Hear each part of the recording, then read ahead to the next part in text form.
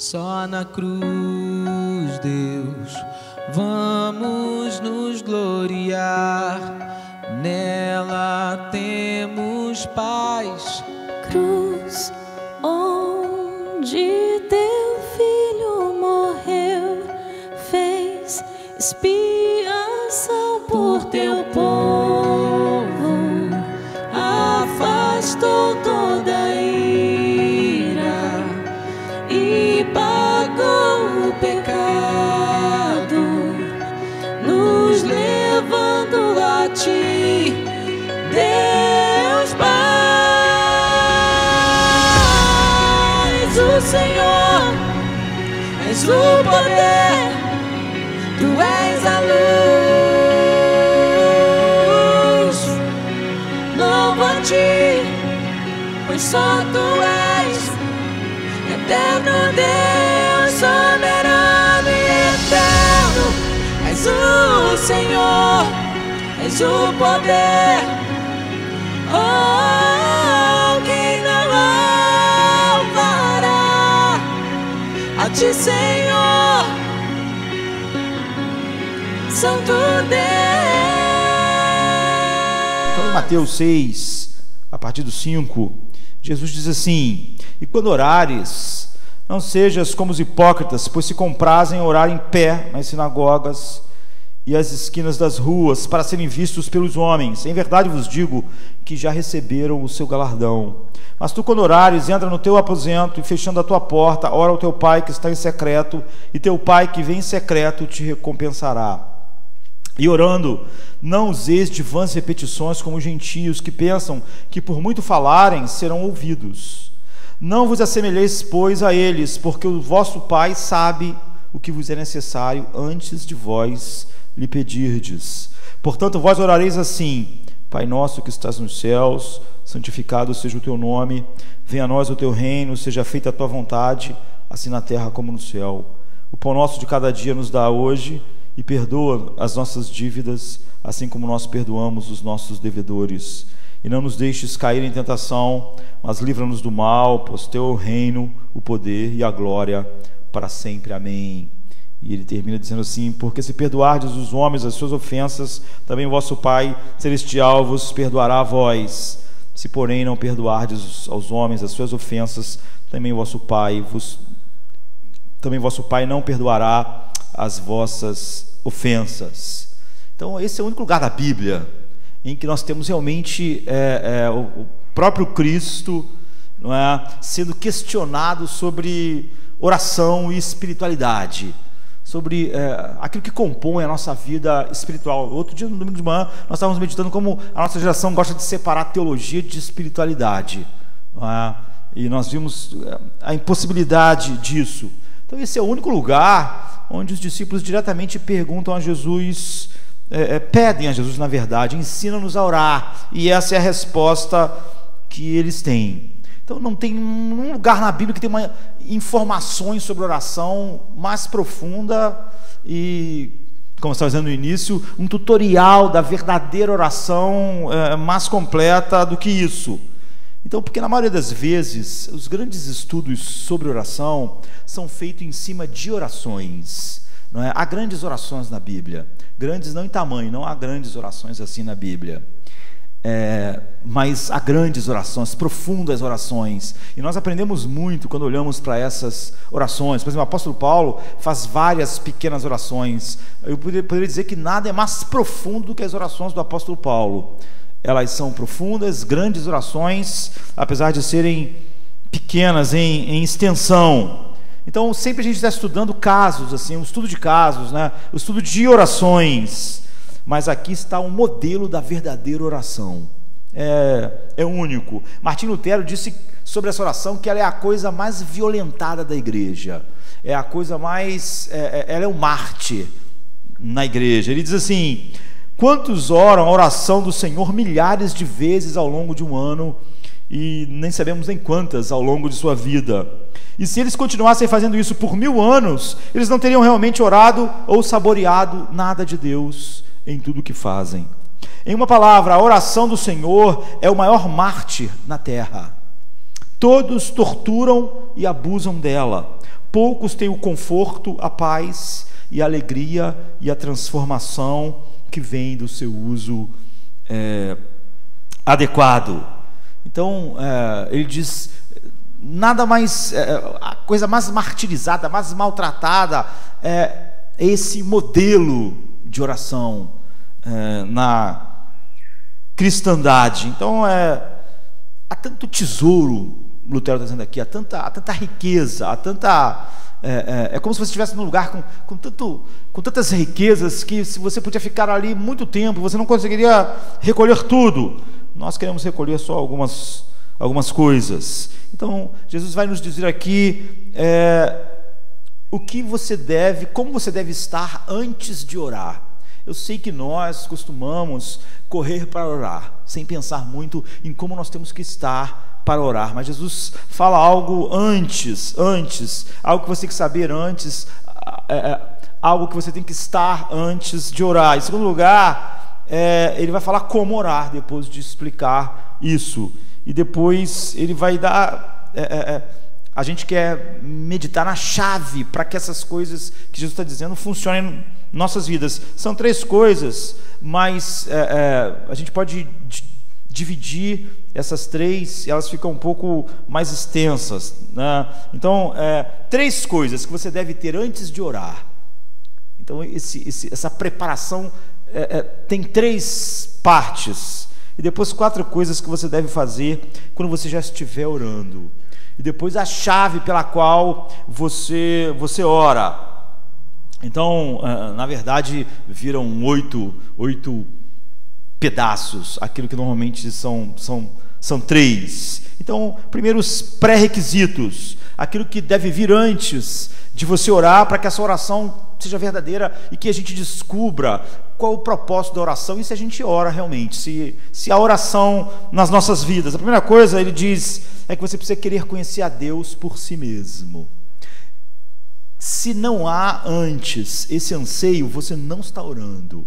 Jesus está dizendo, nunca é oração se ela não flui de um desejo de conhecer Deus por si mesmo, conhecer Deus pelo que Ele é. Esse é o objetivo primário de toda oração. Eu sei que as pessoas isso costuma não ser verdade, né, já que as pessoas estranhamente oram mais quando tem mais problemas. Isso fica evidente de que a oração não é para conhecer Deus mais e melhor, não é conhecer Deus por si mesmo que está levando a pessoa a orar. Tanto é verdade que se ela tiver mais problemas ela ora mais, isso quer dizer que a oração dela é centrada nela mesma. Então Jesus diz assim no versículo 5 e 6, e é bastante interessante, diz assim, e quando orares, não sejas como os hipócritas. A palavra é pesada, né? Pois se comprazem orar em pé nas sinagogas e às esquinas das ruas para serem vistos pelos homens, em verdade vos digo que já receberam o seu galardão. Mas tu, quando orares, entra no teu aposento e fecha a tua porta, ora ao teu pai que está em secreto, e teu pai que vem em secreto te recompensará. Então ele fala sobre uma espécie de oração que é motivada, ele está falando sobre espiritualidade, não é? É motivada pelo que está à nossa volta, pelo mundo que está à nossa volta. Do que se trata isso? A maioria das coisas que a gente faz na vida cristã são vistas pelas outras pessoas, não é? Isso não é um problema em si, a gente não tem como evitar que grande parte das coisas que a gente faça na vida cristã seja vista por outras pessoas. Então as pessoas veem você aqui no culto, veem você nesse momento de culto, as pessoas veem você cantando, as pessoas veem você comprometido com o seu dinheiro no reino de Deus, as pessoas elas veem você perdoando alguém te ofendendo e você dando a outra face. As pessoas veem, as pessoas contemplam grande parte da nossa vida, e exceto isso, ninguém vê quando você ora em secreto. Portanto, todas as outras coisas da vida cristã, elas podem estar maculadas pelo fato de ser um desempenho. Ou seja, você pode cantar aqui, mas quando você está sozinho, você não faz isso. Você pode ter um interesse na palavra de Deus aqui, mas quando você está sozinho, isso não acontecer. Mas você vê, a oração em secreto, ela tem uma diferença de tudo. Ninguém nunca vai ver. Nunca. Portanto, a motivação dela nunca pode ser as outras coisas que devem fazer parte da nossa vida. Elas podem estar falsamente motivadas. Mas a oração em secreto, ela nunca está nessa esfera das coisas que podem ser vistas. E isso marca uma tremenda diferença. Ele diz que a maioria das outras coisas você pode estar fazendo para Deus ou não. Você pode estar fazendo para os homens. Você pode estar cantando por causa dos homens, ou por causa do ambiente, ou por causa do estímulo dos outros, ou para os outros verem. Você pode estar no culto para isso, você pode estar agindo por causa disso. Ele está fazendo uma análise da nossa espiritualidade. Por exemplo, quando a gente olha para um homem secular, um homem que era ateu, na verdade, né, como Nietzsche, né, um filósofo nihilista, que um dos mais influenciou o pensamento ocidental, ele via as pessoas religiosas assim. Ele dizia que as pessoas usavam a atividade religiosa para obter uma autoimagem, não é? Para obter uma identidade de uma maneira assim: eu não sou como aquela pessoa lá, eu oro. Eu não sou como aquela pessoa lá, eu sou melhor que ela. É óbvio que a Bíblia também diz isso, não é? É por isso que é óbvio que quando Nietzsche ou qualquer outra pessoa, ou qualquer outra filosofia diz o mesmo que a Bíblia, nós concordamos, não é? Todo dia alguém me diz: mas aquilo ali que a psicologia está dizendo está errado. Não está certo. Está igual o que Deus diz, está certo. Se tiver diferente, está errado, não é? Então Nietzsche está dizendo isso, e a Bíblia diz que é isso mesmo, né? O fariseu, por exemplo, a espiritualidade dele era como? Obrigado porque eu não sou como aquele homem lá. Você vê, ele estava buscando uma autoimagem na espiritualidade dele, ele estava buscando uma identidade, sempre assim na comparação.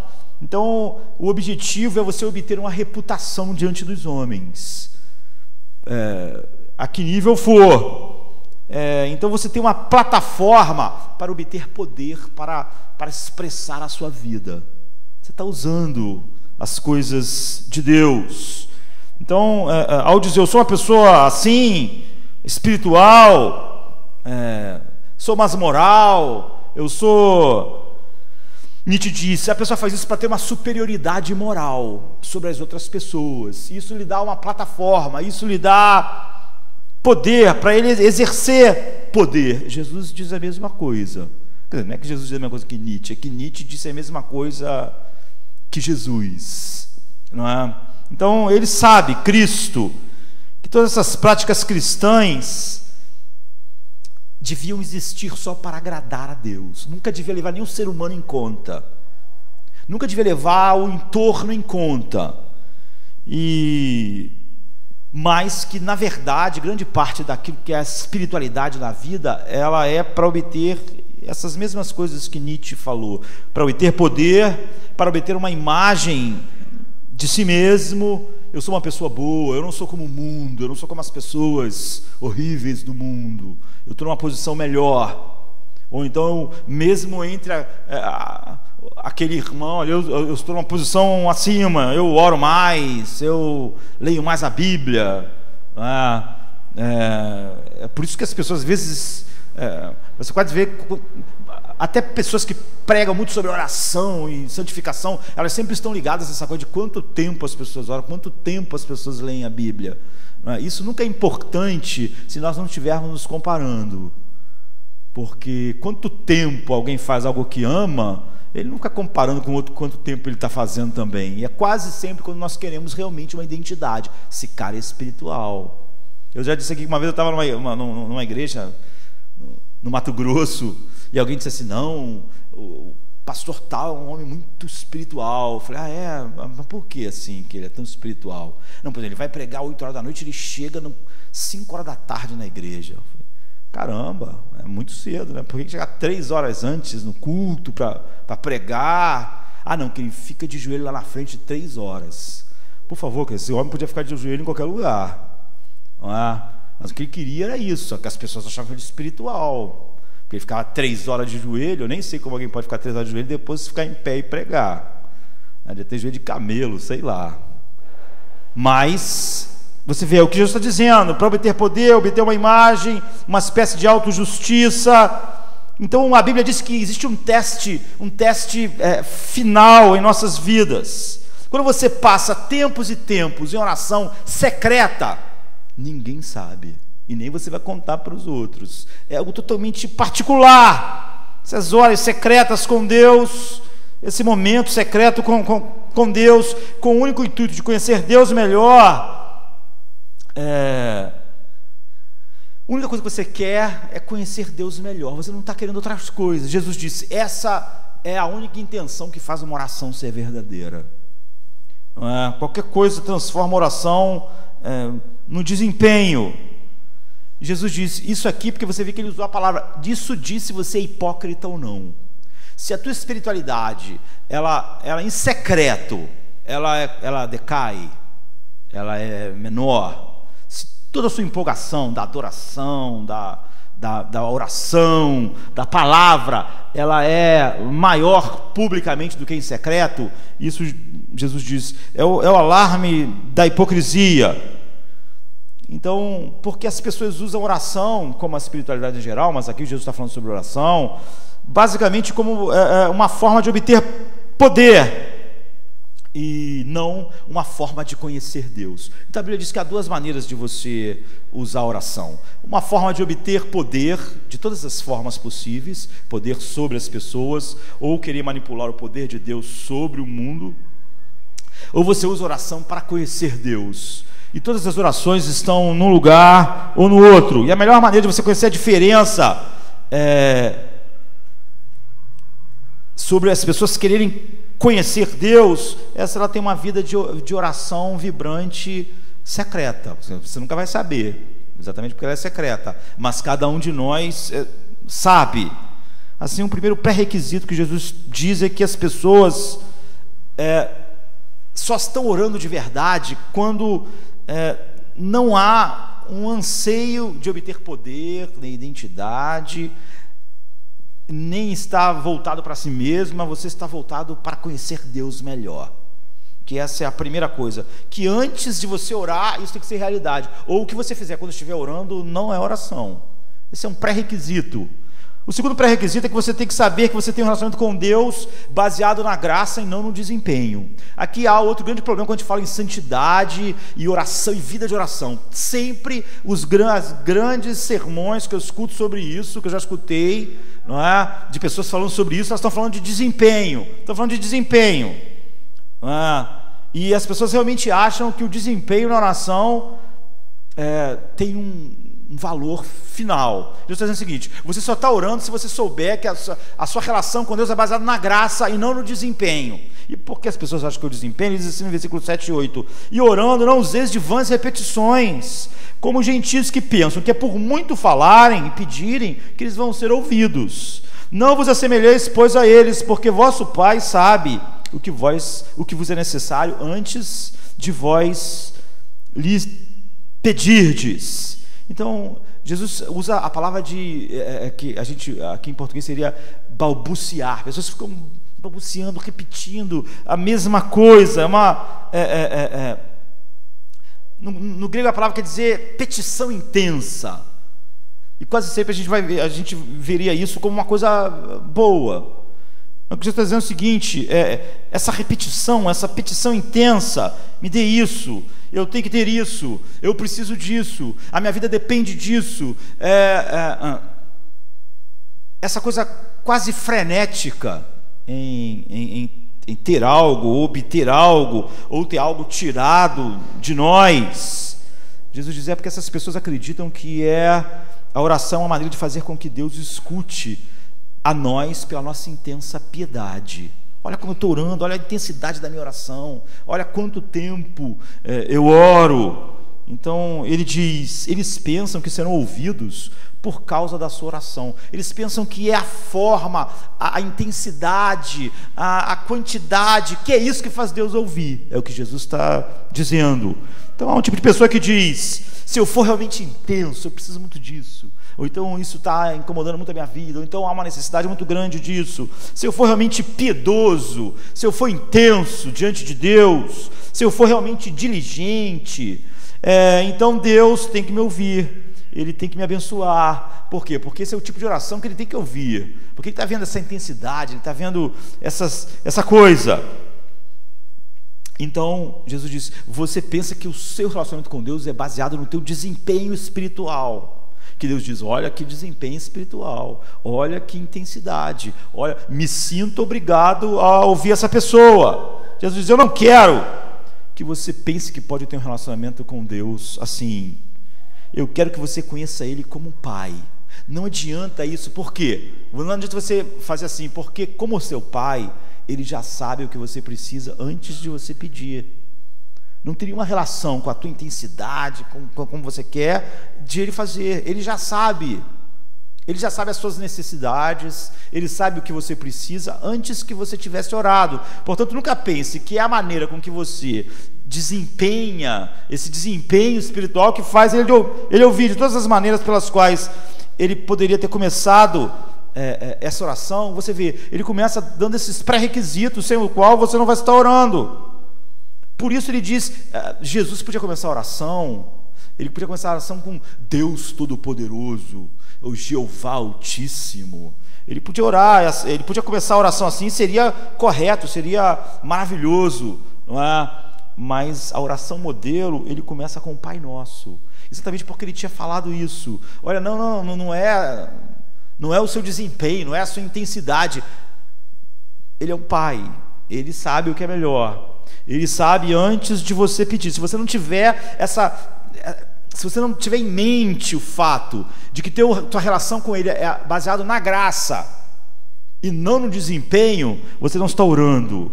Então, como você se relaciona, por exemplo, com o seu chefe? O seu chefe pode ser o cara mais legal do mundo, pode ser boa praça, você gosta dele, ele gosta de você, mas a tua relação com o teu chefe é uma relação de desempenho. Por mais legal que ele seja, se você não cumprir aquilo que está estabelecido no seu trabalho, um dia esse chefe muito legal, que sai contigo, que é uma pessoa muito aberta, ele vai te mandar embora. Ele tem que avaliar o seu desempenho. Essa é a maneira com que você se relaciona com o seu chefe, independente de quão legal ele seja. Se você continuar com um desempenho ruim, ele um dia vai ter que chamar você e dizer, olha, não dá para você continuar fazendo isso, você tem que cumprir o teu trabalho, desempenhar corretamente. Se você deixar de executar, você vai ser demitido. Um pai, ele está preocupado com o desempenho dos seus filhos. Eu diria até que eu, como pai, e os pais, estão até mais preocupados com o desempenho dos seus filhos do que um chefe, não é? Por motivos mais profundos. O pai quer que o filho tenha um desempenho adequado em tudo que ele está envolvido, não é? Mas um pai nunca vai despedir o filho porque o filho não alcançou o desempenho. Apesar de ele querer que o filho tenha um desempenho, até ele tem um desejo mais intenso que os filhos tenham um desempenho do que um chefe, como ele tem um interesse maior, ele tem esse interesse que o filho tenha um bom desempenho. Quando o filho não tem, a relação dele com o filho não é baseada no desempenho, apesar de ele querer e incentivar e dar as condições para o desempenho. É uma relação de graça, não é? Então o filho não quer mandado embora ou despedido porque ele não atingiu, porque ele falhou de alguma maneira. Quando os filhos falham, até aquele filho que falha acaba recebendo uma atenção mais profunda dos pais do que os que não falham, não porque ele é mais amado, mas que se sente uma maior necessidade. Ou seja, é algo oposto. Não é um trabalho, quanto melhor for o desempenho, mais o cara vai ser bem e ter mais interesse do chefe, e o outro vai acabar sendo mandado embora. Na relação de pai e filho, de graça, quando o filho está indo mal, você tem mais interesse nele, e os que estão indo bem acabam recebendo até às vezes menos atenção, não porque eles são menos amados, mas porque eles estão precisando menos. Você vê, é uma relação totalmente oposta.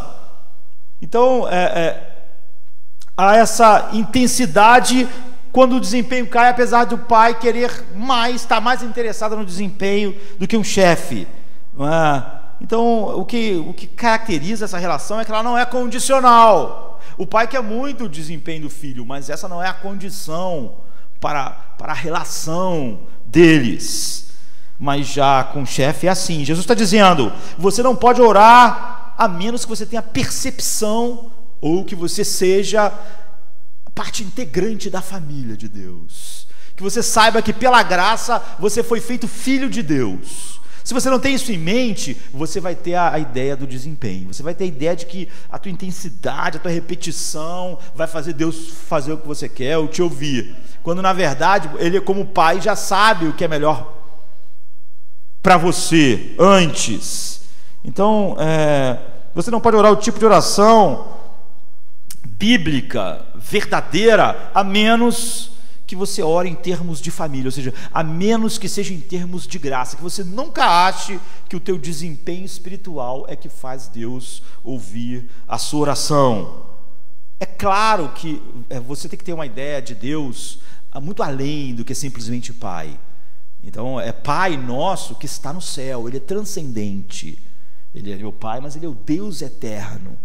Ele é meu Pai em Cristo. É claro que você tem que ter uma ideia da santidade infinita de Deus. Santificado seja o seu nome.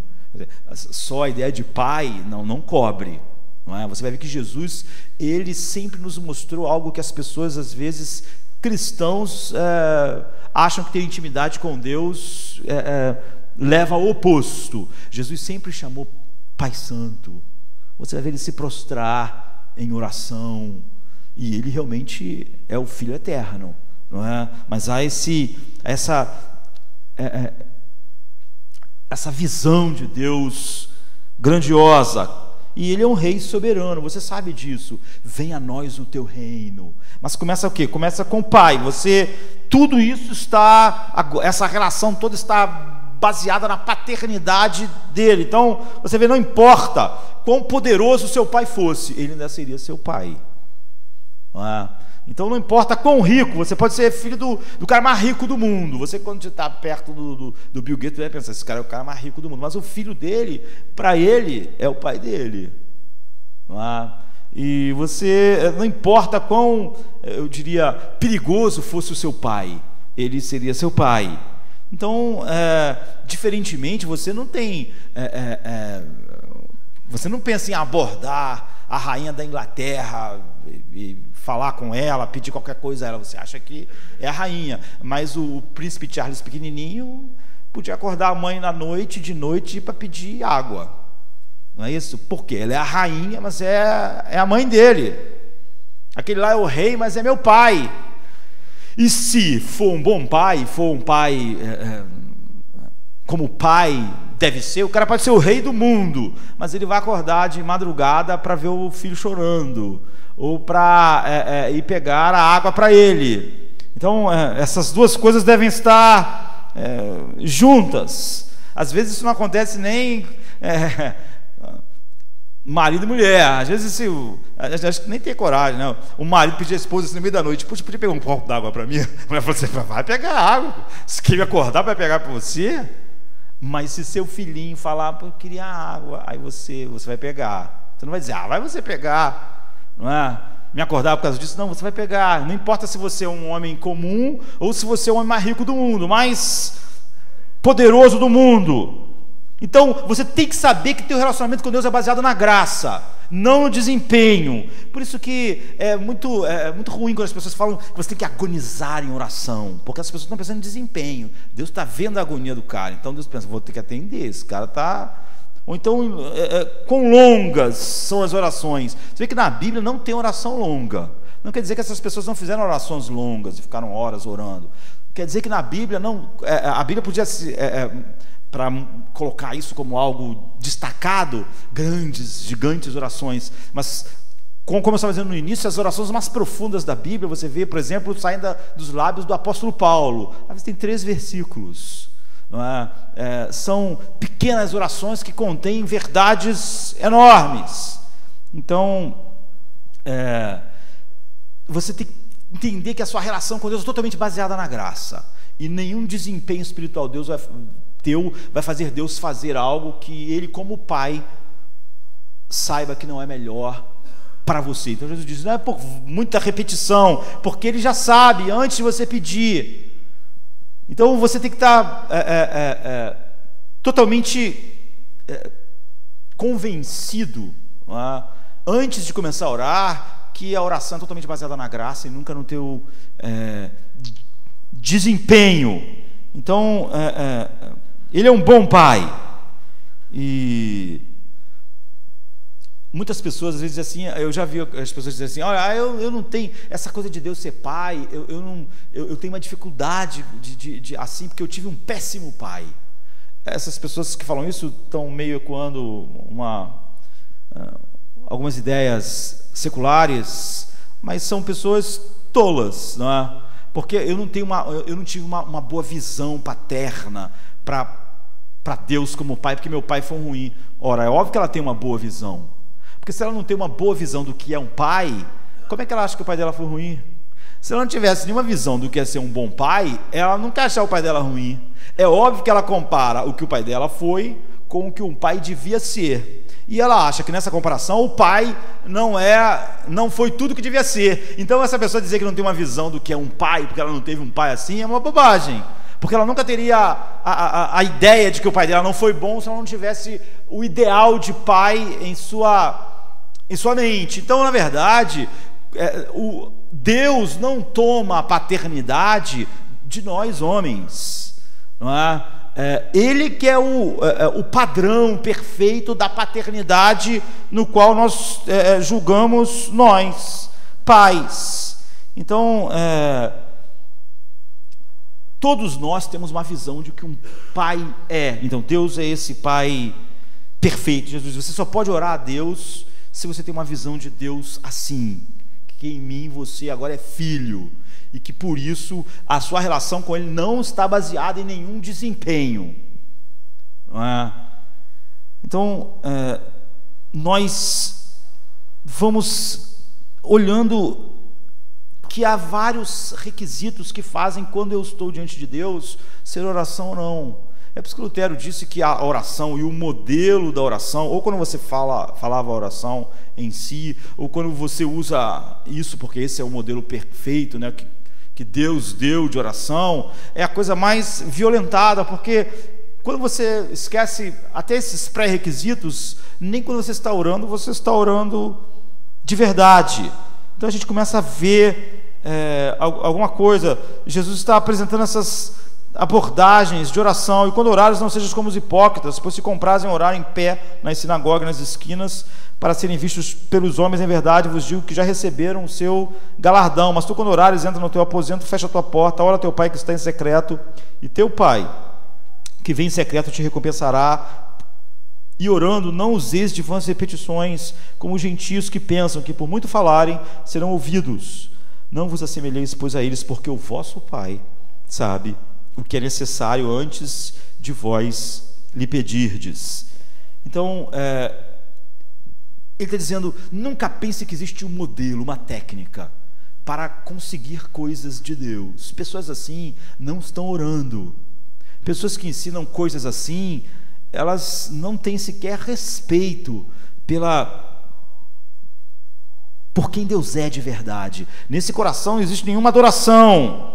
Então, eu queria dizer o seguinte, existem duas maneiras de orar, uma técnica e um desejo profundo de conhecer Deus. Só isso, esse desejo profundo, que move a verdadeira oração. Um é um modelo de relacionamento, de amizade, de comunhão, de transformação. E o outro é um modelo que é uma técnica de conseguir poder, tanto diante dos homens, conseguir uma identidade, conseguir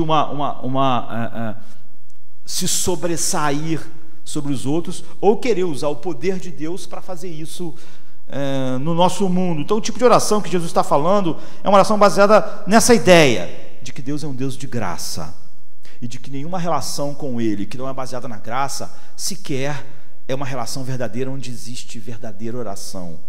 Que nunca Deus então virá um homem pelo seu desempenho, pela estar agonizando, pela quantidade de tempo, que todas essas coisas do desempenho espiritual, na verdade, em vez de fazer oração pior, faz aquilo não ser oração. Jesus chama isso de hipocrisia, não é? Ele pega todo esse conjunto de coisas, ele, sem esses pré-requisitos, orar é uma hipocrisia, não é? E orar não é orar de verdade. A oração é o oposto de você querer o poder. Como eu disse, é o oposto de buscar ter poder e controle. A oração é você desistir disso.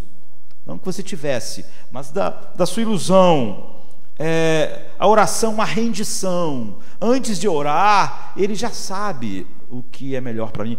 Como meu pai. A oração, então, eu diria, é relaxante. Em vez de ser essa tentativa de poder e de manipular as coisas, a oração, a verdadeira oração, é um colocar-se nos seus braços, é ver Deus como Ele é em Cristo para nós e nos colocar diante dele. Então aqui está uma oração que é baseada na técnica, no desempenho, voltada para o externo, e aqui está uma que é baseada na paternidade, na amizade, na graça. E você só tem essas duas coisas. Ou você está procurando poder, ou você está procurando os braços de Deus. E só quando você está procurando os braços de Deus, Jesus diz, você está orando. E é óbvio, você só pode procurar os braços de Deus se você é seu filho, e você só pode ser seu filho em mim. Então, quando você está nesse modelo de oração verdadeiro do Pai, da amizade, ele fala que é de rendição. Fala de você confiar nele, através de conhecê-lo. Quanto mais você conhecê-lo, mais conhecer sua mente, mais você confia nele, mais você tem a oração. Só existem esses dois tipos de oração, eles são totalmente diferentes, eles são modelos opostos. Então Jesus diz que você tem que querer conhecer Deus, ou então você não está orando. Se essa não é a motivação primária para orar, e você tem que saber que Ele é seu Pai, e que seu relacionamento com Ele é baseado na graça e não no desempenho. Portanto, não é pelo seu desempenho, pela repetição, pela agonia, pelo que você faz, que Ele te ouve. Ele já sabe o que você precisa antes de você orar. Não é para isso que a oração foi dada a nós como esse elemento essencial na nossa espiritualidade. Em terceiro lugar, para você ter certeza que você está nesse modelo, você precisa ser, deixa eu ver a palavra, você precisa ser indulgente, porque essa é uma das maneiras de você saber que você está dentro dessa realidade. Então, você não pode fazer esse tipo de oração. A Bíblia não está dizendo que se você não perdoar alguém, Deus não te perdoa, porque na verdade você perdoa os outros pelo oposto, não é? Você foi perdoado e é por isso que você tem o Espírito Santo, você é uma nova criatura e por isso você perdoa. Mas o que Jesus está dizendo é que você não pode orar esse tipo de oração verdadeira a menos que você perdoe as pessoas que te prejudicam. Por quê? Porque isso é um sinal. Se você está perdoando as pessoas, Jesus está dizendo, você é capaz de fazer a verdadeira oração. Mas se você não está perdoando as pessoas, você não é capaz de fazer a verdadeira oração. Porque esses pré-requisitos são impossíveis se você não perdoa. Então ele diz, se não perdoardes ao próximo, o vosso Pai não vos perdoará. Ou seja, como assim? As pessoas podem entender que o perdão de Deus vem a nós, se nós... Mas o que ele está dizendo é o fato de que você não pode estar dentro da realidade, da verdadeira oração, sem um coração que perdoa. Porque, por exemplo, você só pode estar dentro da verdadeira oração se você sabe que aquilo é baseado em graça e não em desempenho. E você não pode se recusar a perdoar alguém, a não ser que você acha que moralmente é melhor do que aquela pessoa. A nossa dificuldade de perdoar sempre está baseada no fato de que nós nos achamos moralmente superiores.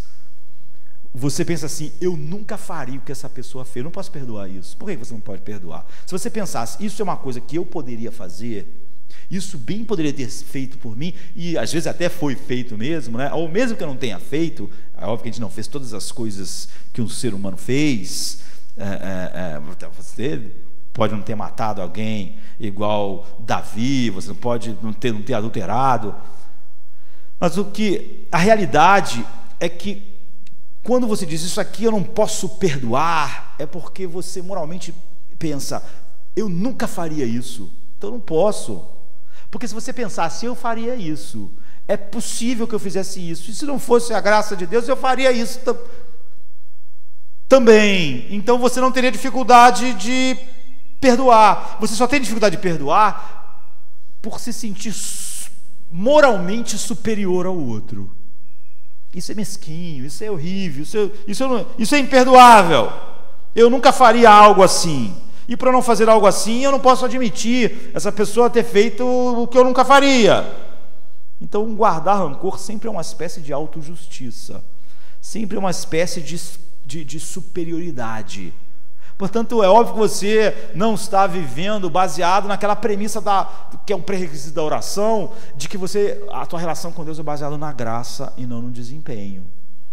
Então você é um pecador salvo pela graça, e você não pode saber isso e operar a sua vida baseada nisso ao mesmo tempo em que você diz isso aí é imperdoável.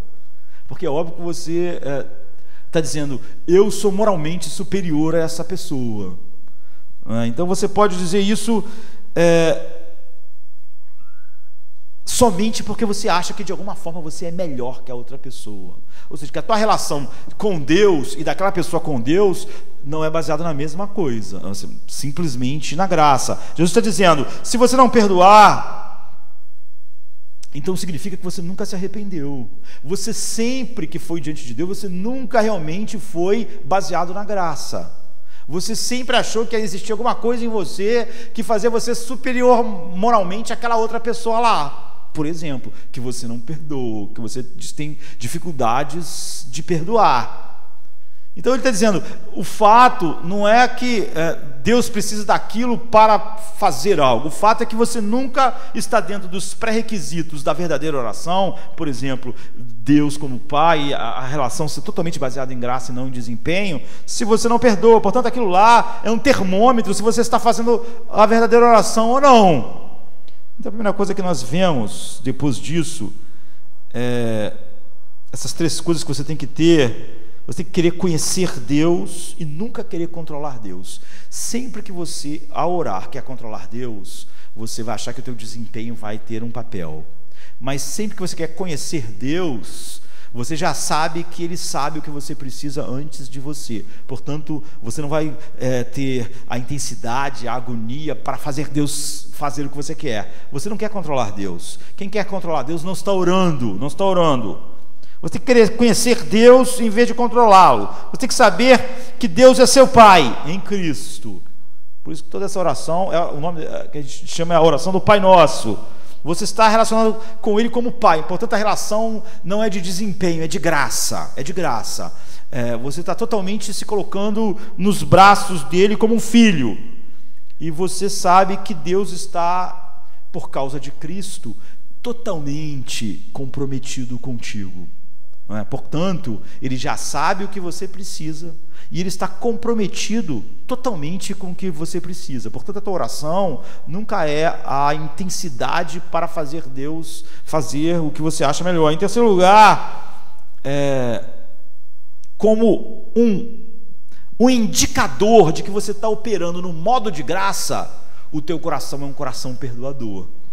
Porque você só está operando no modo de graça com Deus se realmente a graça domina a sua vida. Então, sem isso, sem essas três coisas, você sequer começou a orar. Eu falei que ia falar disso, depois 4 coisas da verdadeira oração e a chave. Já gastamos muito tempo no pré-requisito. Mas o importante é você entender, eu entender, que sem isso, sem o que Jesus falou antes, e sem os pré-requisitos que Ele está falando durante, você não está orando, ninguém está orando. E toda mensagem, pregação sobre oração, avivamento, qualquer coisa que atropela essas verdades, ou na verdade até estimula o oposto, não é? Estimula o oposto de Cristo, em vez de estimula o desempenho, estimula a intensidade como uma maneira de Deus nos ouvir, em vez de operar por graça, ela está ensinando exatamente o que não é oração. Então, sem isso você não está orando. Sem isso a oração foi excluída. E Jesus disse que a partir do momento que essas realidades não estão conduzindo o homem à oração, a oração dele não passa de hipocrisia. É por isso que ele usa essa palavra. Então, depois disso, o homem começa a orar. Depois dessas realidades. E Jesus coloca 4 coisas nisso. Então, a gente sabe, o que Jesus estava ensinando a nós, não é que nós devemos repetir essas palavras. Não é errado nós juntos orarmos e repetirmos essas palavras. Isso pode ser muito bom, mas tende mais ainda a ser meras palavras sendo repetidas. De certa forma, era isso que Lutero estava dizendo. Mas ele está falando sobre o fluxo da oração, não é? Sobre o modelo de como a oração, como um rio descendo a montanha, como é esse fluxo da verdadeira oração. E ele fala 4 coisas no fluxo da verdadeira oração. E essas 4 coisas são: primeiro, adorar; depois, aceitar; depois, pedir; e por último, aderir. Então, pelo menos, vamos ver se a gente vê isso. Então, primeiro de tudo, oração é adoração. E o que você pode notar é que os primeiros 50% do modelo de Jesus é adoração, é sobre Deus.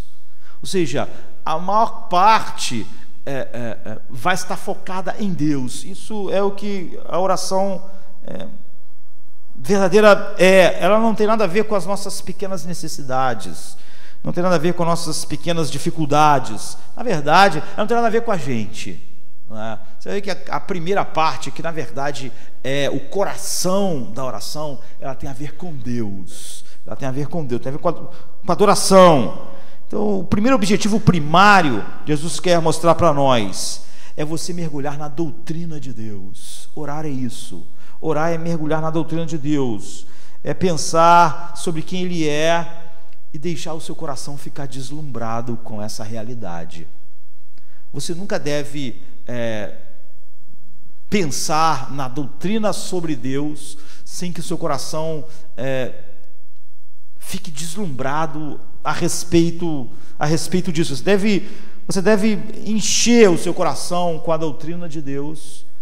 Por isso que sem verdadeira teologia não há espiritualidade, como nós estávamos meditando. Então, por exemplo, Ele é celestial, ou seja, é transcendente, é infinito. Ele está totalmente separado nesse sentido do mundo e da criação. Ele está só. Não é? É a solidão de Deus. Em oração, você começa a pensar a respeito de quem Ele é.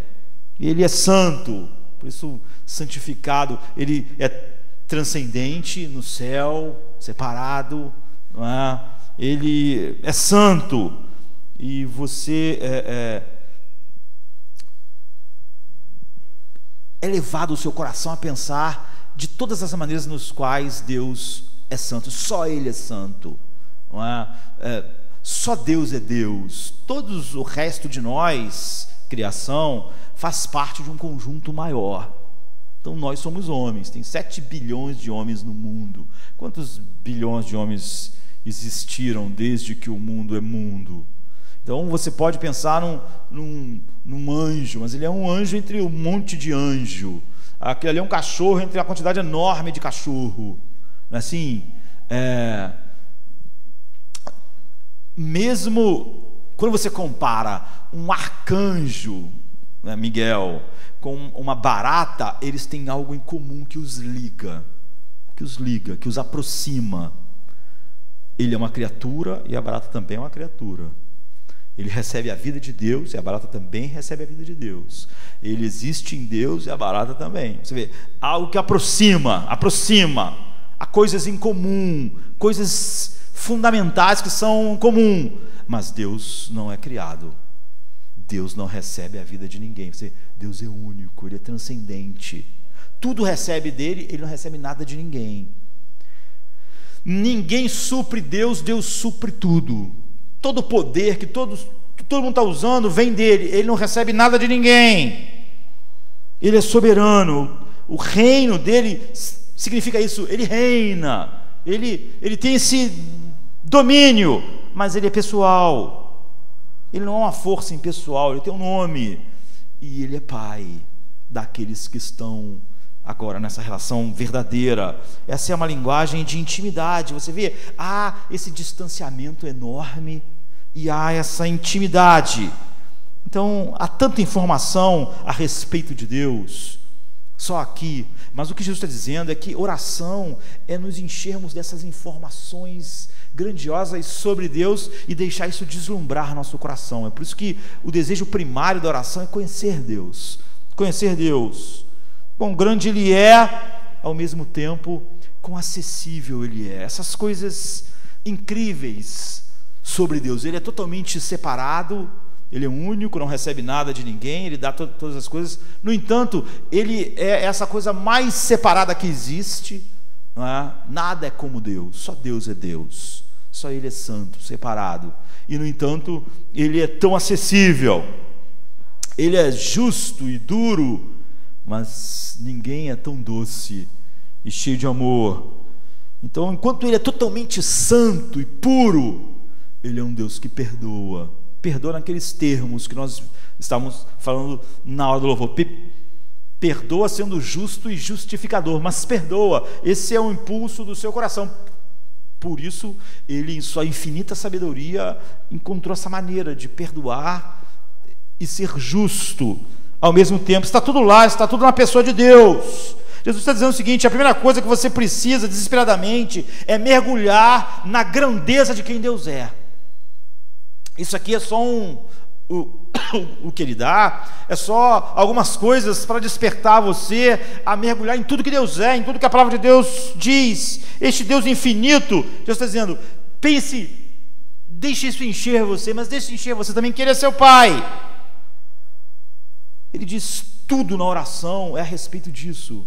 Esse conhecimento deslumbrante de Deus que realmente deslumbra todos os novos corações, que é o impulso básico da verdadeira oração. Então não há nada que você precise mais do que isso. Quando as pessoas oram, quando as pessoas têm problema, elas oram mais. Isso quer dizer o quê? Que elas acham que tem coisas que elas precisam muito. É do amor de alguém, elas precisam muito do seu casamento, elas precisam muito do emprego, elas precisam muito da solução do sei lá o que, elas precisam muito da sua saúde. Mas você vê, elas não precisam muito de Deus. O que Jesus está querendo mostrar é que você precisa muito de Deus e não precisa muito de mais nada. Portanto, o que domina a oração é essa grande necessidade. Não há nada que você precise mais do que isso. Portanto, não há nada que devia fazer você orar mais do que isso, ou que devia ocupar a sua oração mais do que isso. Adorar a Deus e se acalmar e ter paz no que Ele é. É por isso que a Bíblia diz que você lança sobre as suas ansiedades, você faz conhecido a Deus as coisas como um filho, e a paz de Deus, que seja tudo inteligente, guarda o seu coração, a sua mente. Por quê? Por causa de quem Ele é. Você na oração mergulhou em quem Ele é. Quando você se mergulha em quem Ele é, tudo o resto ficou pequeno, ficou insignificante. Por isso que a Bíblia não diz que você vai fazer a oração, Ele vai te atender e a paz vai te... Não. Você ora e a paz de Deus guarda a sua mente e o seu coração. Você vê, não aconteceu nada ainda, não mudou nada. O que mudou? Você se encheu mais de quem Deus é, e tudo é tão pequeno. Você se mergulhou na doutrina de Deus, o teu coração ficou deslumbrado com o que Ele é. Então, toda oração, tudo aquilo que é primário na oração é isso. Então, santificado seja o teu nome, reino, vontade, todo o resto tem relação com esse conhecimento de Deus, e o nome dele então ser santificado, ser visto como separado, como único na sua vida, e é só por isso que você faz os outros pedidos, como nós já dissemos aqui. Você quer pão porque você pensa, oh Deus, eu preciso, meu organismo precisa de alimento para que eu santifique o seu nome no mundo. Eu preciso de sustento para viver uma vida que te santifique no mundo. Todo o resto está subserviente a isso. Em segundo lugar, você tem que aceitar. Então, o primeiro é a adoração, é isso. Não é? Você se encher da doutrina de Deus e se deslumbrar. Isso é oração. Você vê, a verdadeira oração necessariamente te leva a orar em secreto. Porque esse interesse realmente nunca vai se juntar com aquelas outras coisas da oração, que é uma técnica, que é uma maneira de usar o poder de Deus, ou uma maneira, como Nietzsche disse, de ter o quê? Uma identidade, se sentir moralmente superior aos outros, ou mais espiritual, ou qualquer outra coisa. Então, quando há a verdadeira oração, a gente viu os pré-requisitos, depois, quando ela começa, a adoração como algo primário. Em segundo lugar, vem o quê? Vem a aceitação. Então, você começa a colocar diante de Deus necessidades. Isso não quer dizer que você está orando assim: ó Deus, agora eu já te elogiei, agora eu já te adorei, agora eu vou falar o que eu quero. Porque se a pessoa pensa assim, ela não entendeu nada até aqui do que foi dito, não é? Então, antes de qualquer coisa, você está... quando você adora de verdade, ora de verdade, você está relacionado com Ele, baseado na graça, como Pai, e não no desempenho, e sabe que Ele está totalmente interessado, e como Jesus disse, você sabe que antes de você pedir, Ele sabe o que é melhor para você. Então, seja feita a tua vontade, vem muito antes de você fazer pedidos a Deus. Você vê, depois da adoração, vem a aceitação. Por causa daquele pré-requisito que Jesus falou antes, isso se torna óbvio, não é? E é interessante. Você é chamado a dizer a Deus o que você precisa, mas antes você tem um coração que diz: tu sabes o que eu preciso muito mais do que eu. Então essa adoração leva à aceitação. Tua vontade seja feita. É uma rendição da vontade.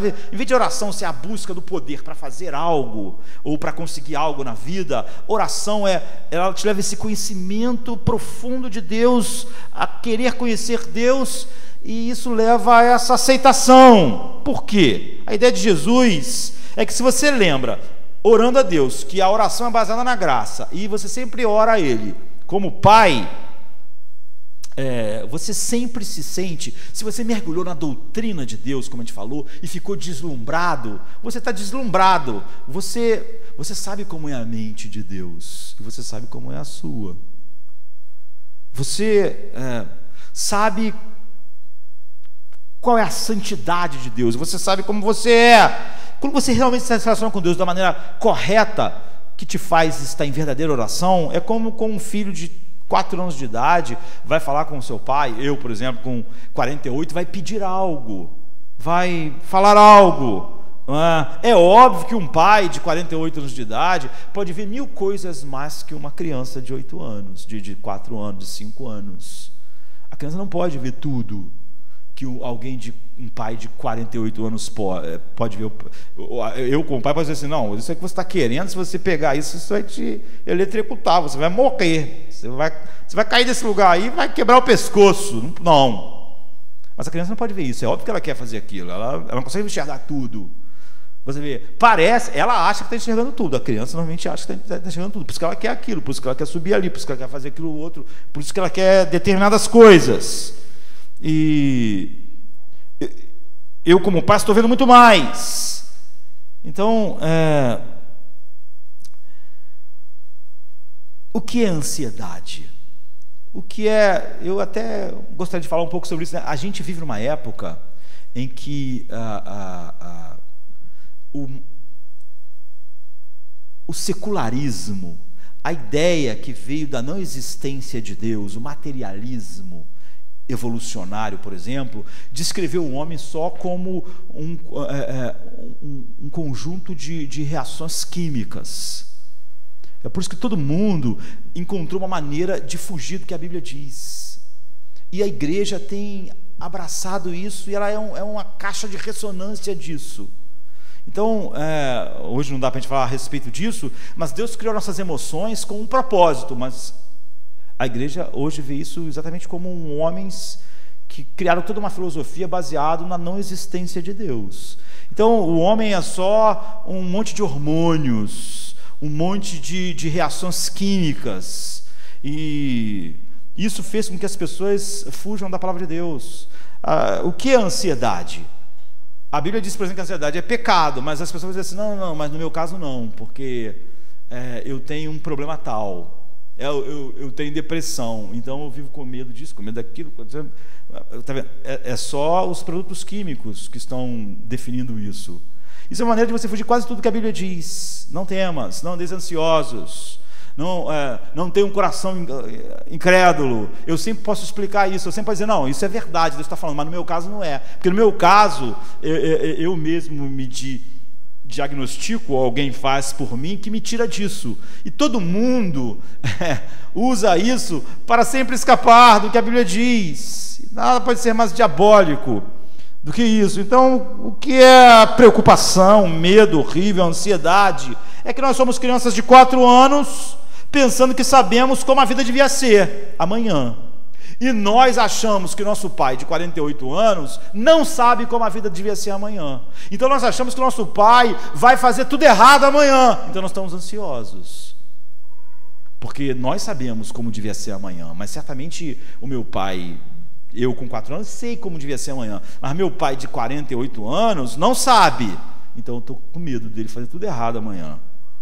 Isso é que é ansiedade. A ansiedade é isso. É óbvio que a distância, isso é só um parâmetro, mas a distância entre um filho meu que tivesse 4 anos de idade e a minha idade de 48 anos é infinitamente menor do que a distância entre eu e Deus. Então é óbvio que se eu mergulhei na doutrina de Deus e meu coração ficou encantado com a doutrina de Deus, eu consigo enxergar, mesmo que não completamente, parte dessa infinita distância entre eu e Ele. Então o que Jesus está nos convidando a fazer aqui? Se você entrar em contato de fato, em oração, com esse Pai, com esse Deus infinito, esse fardo esmagador de você achar que sabe alguma coisa melhor do que Ele, se vai embora. Você é apenas uma criança, guardadas as devidas proporções, já que eu disse que essa distância entre nós e uma criança não é infinita, mas entre Deus é. Então, não basta você começar dizendo que Ele é santo, grande, ótimo. A oração faz você entrar em contato com a sua humanidade. A mesma contemplação que faz você ver essa grandiosidade de Deus, faz você ver a sua pequenez, a insignificância da abrangência da sua mente, das suas capacidades. Você entra em contato com as suas limitações ou você não está orando. Da mesma maneira que você, na oração verdadeira, você entra em contato com Deus ilimitado, nessa mesma oração você entra completamente em contato com a sua humanidade e com as suas grandes limitações. E você sabe então, quando está orando de verdade, que nunca você vê as coisas como você devia estar vendo. Então, o teu coração, você vê, está sendo curado na oração, você está sendo transformado. É por isso que a verdadeira oração te transforma, te faz mais quem você deve ser. A oração é um meio de transformação. Há uma espécie de oração que imediatamente corre para Deus e diz: me dê isso, me dê isso. E isso está sempre baseado naquelas técnicas que Jesus, antes de começar a falar sobre oração, disse que era a evidência da hipocrisia e não da verdadeira oração. Você vai acreditar que se você for intenso, Deus vai te ouvir. Não está baseado na graça. A verdadeira oração é uma desistência do poder. É um encontro com a sua limitação final. É você ver a sua dependência total, não do poder de Deus, mas da mente de Deus, da sabedoria de Deus, do amor paternal de Deus, da graça de Deus. Então a oração é uma rendição. toda oração verdadeira é uma forma de dizer a Deus: eu não sei o que é melhor. Seja feita a tua vontade. Eu nunca teria sabedoria para usar o seu poder de maneira adequada. Nunca, jamais. Eu não sei o que está acontecendo. Eu não consigo sequer entender direito as coisas que acontecem. Então, você é meu pai, tu és meu pai. Eu sei que tu vai me dar aquilo que for bom para mim. Eu quero que sua vontade seja feita. Você vê, um filho nunca tem temor. Um filho diante de um pai assim, nunca tem temor. Quase todas as pessoas pensam: olha, a gente sempre pediu que Deus faça a vontade dele, para que a gente vai orar? As pessoas pensam assim. É óbvio que elas são aquelas pessoas hipócritas, que não estão dentro daqueles pré-requisitos da verdadeira oração. Por isso elas têm esses temores. Você sabe o que está acontecendo quando você está orando de verdade? Você está sendo mudado de uma pessoa que queria controle para uma pessoa que abriu mão, de uma pessoa que sabia algo para uma pessoa que, ao ter contato com a doutrina sobre Deus, o teu coração ficar deslumbrado sobre isso, você tem contato com a sua humanidade real, com a sua limitação, ao ter contato com Deus infinito. Você está sendo mudado. Você não está recebendo poder, você está desistindo de qualquer ideia de poder, porque você desistiu de qualquer ideia de sabedoria, de capacidade, de enxergar o que devia ser. E o que você vai fazer? A verdadeira oração, sem que aconteça nada, vai fazer de você uma pessoa mais feliz, uma pessoa sem ansiedade. Você vê, não porque as coisas foram resolvidas, você vai ser uma pessoa que não está mais cheia de temores. Se você tem um contato verdadeiro com Deus, que é Pai, que está baseado em graça e todas aquelas coisas, você vai ser uma pessoa menos tensa. A oração está mudando você, e cada dia mais a oração faz você ser transformado de um grau de glória para outro grau de glória. Você vê como a oração, quando o Lutero diz, quando Jonathan diz que a oração é a respiração do cristão, é porque realmente é aquilo que é mais essencial quando você tem a palavra de Deus para você crescer. Então, em terceiro lugar, você pede, e quando você começa a pedir, você vê que mesmo essas petições, elas começam com Deus. Começa com: santificado seja o teu nome, venha a nós o teu reino, seja feita a sua vontade. Então, você vê que ela está sempre centrada não só na soberania e no poder e na mente de Deus.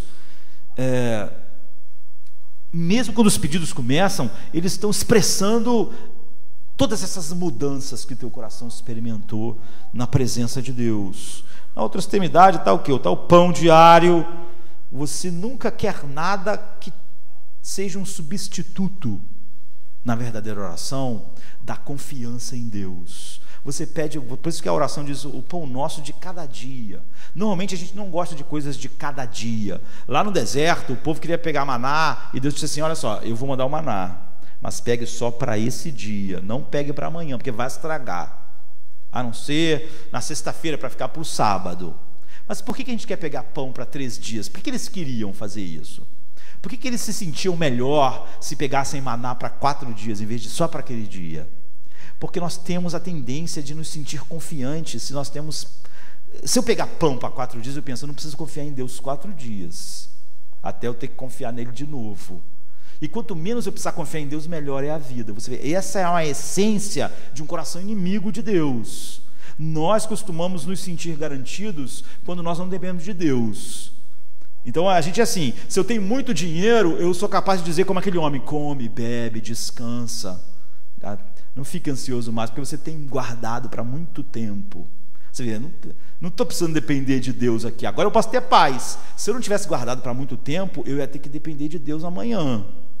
Mas a resposta para ele é: louco, você é louco, você depende de Deus. Mas há esse impulso no coração do homem natural. Então, quando Deus diz para eles: colete só para um dia, Deus está dizendo o seguinte: mantenha o coração de vocês dependendo de mim, porque vocês dependem de mim. E a oração vai levar vocês há isso. E isso é óbvio que nos livra a verdadeira oração de ansiedade e temores sobre amanhã. Porque o que é a ansiedade? É a certeza de que Deus vai errar amanhã. Deus vai errar amanhã. Deus não vai fazer as coisas certas como devem ser. Essa é a evidência de que eu não sou uma pessoa que estou orando de verdade. E o que é uma pessoa amargurada? A pessoa amargurada é a pessoa que tem certeza que Deus errou ontem. Ela não consegue conviver com o que aconteceu ontem, há um ano atrás. Ela está amargurada. Ela tem certeza que aquilo não devia ter acontecido na vida dela, que aquilo não podia ter sido parte da vida dela. Ou seja, que Deus cometeu um erro de deixar aquilo acontecer. Então toda amargura diz que Deus errou no passado, e toda ansiedade diz que Deus vai errar no futuro. Jesus está dizendo, essa é o coração oposto àquele que está fazendo a verdadeira oração.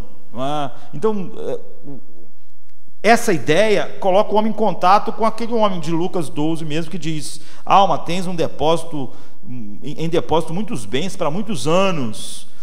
A gente costuma até usar a expressão, meu futuro está garantido. Agora o meu futuro está garantido. Nunca é por causa de Deus que as pessoas dizem isso. Sempre que alguém diz isso para você, agora eu estou tranquilo, agora é porque eu tenho um emprego com estabilidade, agora eu tenho uma conta no banco lá, tem bastante dinheiro, agora o futuro está...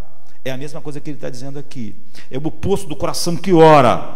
Então, depois de ter adorado e depois de ter se rendido, você começa a pedir dentro das prioridades certas e nunca querendo algo que de alguma maneira faça você depender menos de Deus. Então pensa, você pode estar pecando quando está ansioso e quando não está ansioso, dependendo da razão pela qual você está ansioso e da qual você não está ansioso. Se você está ansioso porque você acha que não tem o suficiente para amanhã, você está pecando. Mas se você deixar de ficar ansioso porque agora você acha que você tem o suficiente para amanhã, você ainda está pecando. Porque de uma maneira ou de outra, é por não depender de Deus que faz você ficar bem. É por você ter que depender de Deus que você estava ansioso. E é por você achar que não depende dele, é que você deixou de ficar ansioso. Então, na verdade, tem muitas pessoas que estão pecando quando estão ansiosas, quando dizem assim, agora tudo está bem, tudo está resolvido, ela está pecando tanto quanto antes. Porque agora ela acha que está tudo bem, ela não está mais ansiosa, não porque ao orar, a paz de Deus que excede todo entendimento. Por quê? Por causa da doutrina de Deus, por causa do deslumbre com Deus, por causa da relação com Deus. Mas o que faz ela não estar mais ansiosa é porque agora ela acha que tem garantias que não é Deus na vida dela. Então você, quando ora de verdade, você tem contato com esse Deus infinito. Eu vou ter que encerrar aqui. E você tem contato com a sua humanidade, né, com as suas limitações. Você sabe que você não precisa entender tudo. Você sabe que você pode confiar totalmente nele. E você quer ser parte daquilo que ele está fazendo no mundo, no seu reino. Você quer que ele venha, você quer que ele te leve a isso. Você quer ser parte do que Deus está fazendo. Então você vê, em essência, a última coisa na oração é que, em vez de na oração verdadeira, você está falando para Deus, me dê coisas, eu quero poder para fazer coisas. Você vai ver que, no resumo disso tudo, a verdadeira oração está dizendo, me faça um certo tipo de pessoa. Um certo tipo de pessoa que confia totalmente em ti. Um certo tipo de pessoa que confia somente na graça. Um certo tipo de pessoa que se deleita em quem tu és. A verdadeira oração está falando sobre isso. Não em ter coisas, mas em ser um certo tipo de pessoa. É o que a verdadeira oração diz. E a oração, então, não é dê-me coisas. Você vê, o que resume a oração é faça-me alguém como Cristo é. A chave da oração é vermos como Jesus orava. Seria a última coisa que nós não vamos poder ver. Então, você vê que a oração verdadeira é faça-me uma pessoa que perdoa como tu perdoas. Faça-me aquela pessoa que se deleita totalmente em ti. Faça a pessoa que sabe que você nunca vai errar amanhã. Faça-me o tipo de pessoa que sabe que tu nunca errou ontem, por isso não há amargura. Sabe que você não vai errar amanhã, portanto não há ansiedade. Faça-me o tipo de pessoa que sabe que a tua relação comigo é totalmente na graça, porque eu mereceria de ti somente a sua ira. Então, que eu nunca seja uma pessoa que acredite que o meu desempenho possa fazer você fazer algo. Faça-me o tipo de pessoa que está em contato com a minha humanidade, de tal maneira que eu veja a sua infinita sabedoria e possa dizer em paz, me colocar nos seus braços e dizer, faça a sua vontade, antes de eu expressar qualquer coisa. E quando a gente diz, perdoa as nossas dívidas, você está dizendo, faça-me um tipo de pessoas que anda por aí perdoando pessoas. Por um lado, isso nos humilha quando a gente pensa assim, por exemplo, porque a gente sabe, quando está orando a Deus, que a gente é simplesmente pessoa perdoada, que está sempre em contato com Ele pela sua graça infinita. Por outro lado, isso vai fazer você nunca olhar para as pessoas com uma superioridade moral, mas nunca você vai ser uma pessoa que se odeia, não é? Que bate em si mesmo, que você sente totalmente que você é perdoado. Isso faz você ter um contato totalmente diferente com as pessoas no mundo que precisam do teu perdão, não é? Ao mesmo tempo, vai fazer você não ter essa superioridade moral, mas ao mesmo tempo você nunca vai ser uma pessoa que vai sentir que de alguma maneira você não é totalmente perdoado por Deus. Você vai viver essa vida livre. Então isso, ao mesmo tempo que nos humilha, isso nos dá graça para viver. Então você vê que toda oração vai estar falando sobre, Senhor, me faz o tipo de pessoa que é assim, o tipo de pessoa que confia, o tipo de pessoa que se deleita em ti, o tipo de pessoa que vê você que vê a ti como um pai e não como um patrão, o tipo de pessoa que sabe que tudo é por graça e não por desempenho, o tipo de pessoa que te ama, o tipo de pessoa... É por isso que a oração nos transforma. Então você vê, tem os pré-requisitos, tem a oração em si, e sem isso alguém não está orando. Jesus diz, é como um hipócrita, ele está lá, mas ele não está em nenhum contato com Deus. Ele está em contato com a sua própria ideia, com a sua própria mente, com a sua própria sabedoria, focado em si mesmo. Portanto, isso como eu disse, isso é o tutorial da verdadeira oração. Você está dizendo, me faça o tipo de pessoa que quando entrar em tentação, veja o teu valor maior do que o pecado promete. Por isso não me deixes cair em tentação. Que quando entrar em dificuldades, em testes, em provações, não desconfie do teu amor. Então não me deixes cair em tentação, porque eu estou descansando em ti. E por eu estar totalmente inclinado a ti, o diabo nunca terá algo em mim, de tal maneira que eu sou livre do maligno, do mal. Você vê que tudo é a respeito de você se tornar alguém e não de ter coisas. Então é assim que você ora, não é? Isso caracteriza a sua vida de oração. Jesus diz, é assim. Essa é a marca dos filhos de Deus.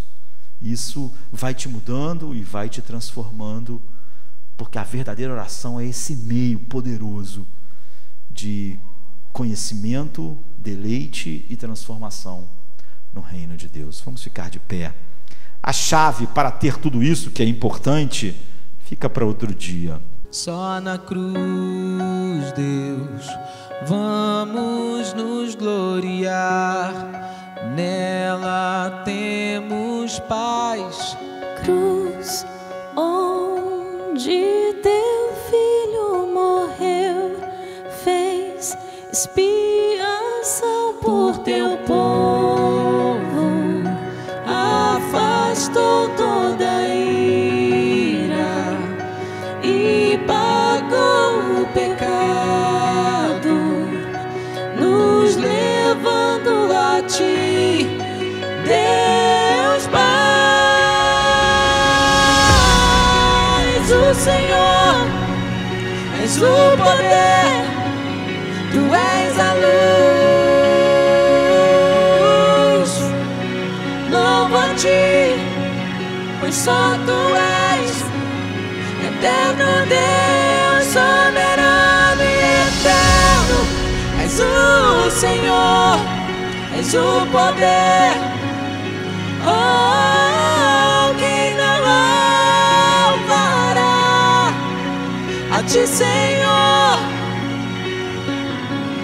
Santo Deus.